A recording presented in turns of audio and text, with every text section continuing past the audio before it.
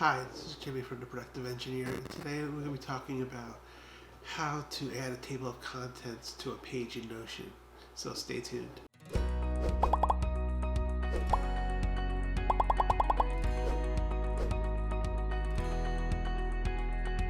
So today we're going to talk about how to add a table of contents to a page in Notion.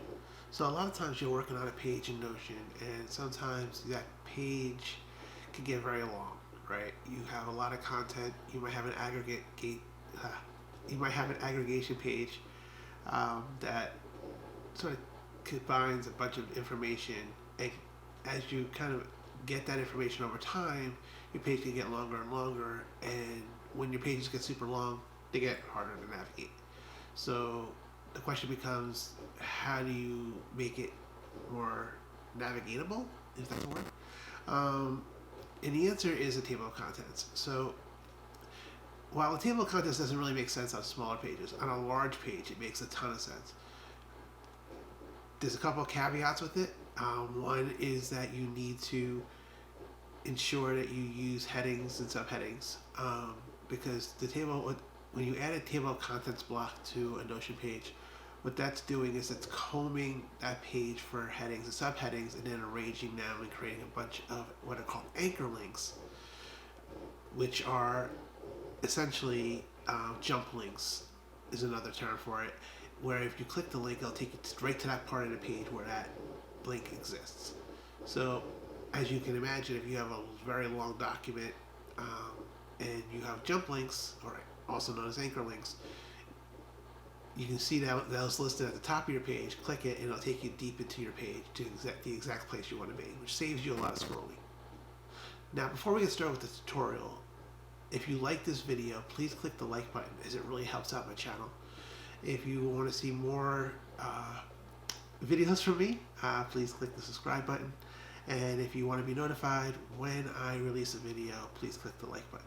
Thank you. As you can see here, I have a Notion page open to a study tips article I wrote a while back. As I scroll through this document, you can see that I have a bunch of content in here. So um, as you as your pages get longer and longer, having to scroll every time you want to access a section of the page becomes undesirable, to say the least, right? So one of the things you can do is add a table of contents block as long as you've added H1, H2, H3, also known as heading 1, heading 2, and heading 3 headers into your document.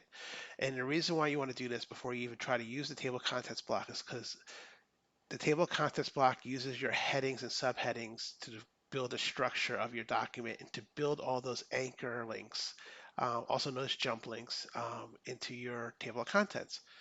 Um, so you really need to have those, or else Notion has no idea what is a heading, what is a section, what is just paragraph text, unless you define a structure using the heading 1, heading 2, and heading 3.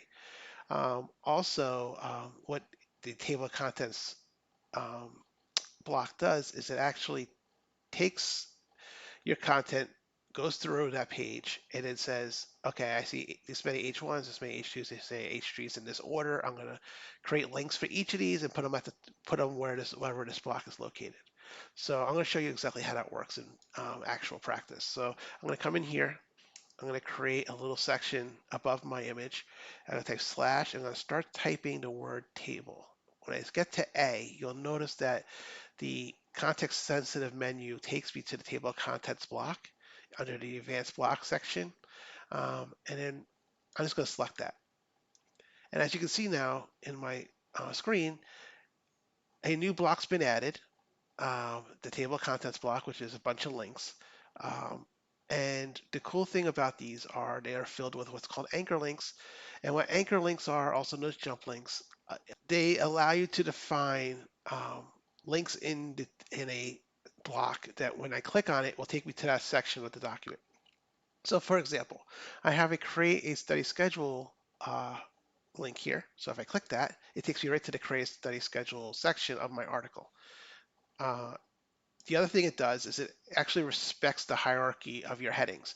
So here, for example, you can see listen to music while studying, and then there's a subheading, should I study with music blog post. So if I click that, you'll see the main heading here. If I scroll up a little bit, listen to music while studying, and then the subheading here, should you study with music blog post, which is a link to another blog post.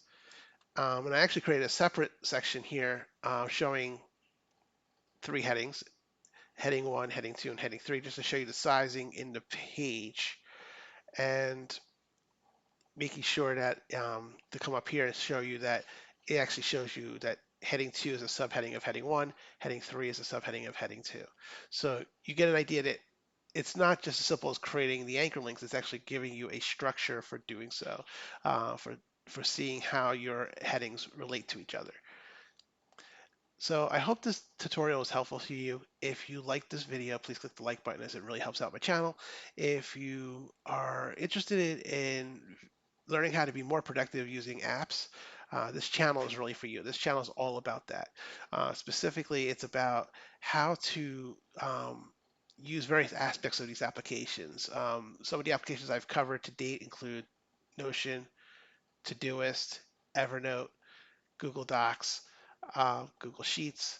So, and I'm just going to keep expanding over time. So if you are interested in those applications or other applications, subscribe to my channel. I'll probably cover it. Also, if you, is there anything you want me to cover, or if you just have any feedback for this video or other, or for the channel in general, please leave a comment. I read my comments and I respond.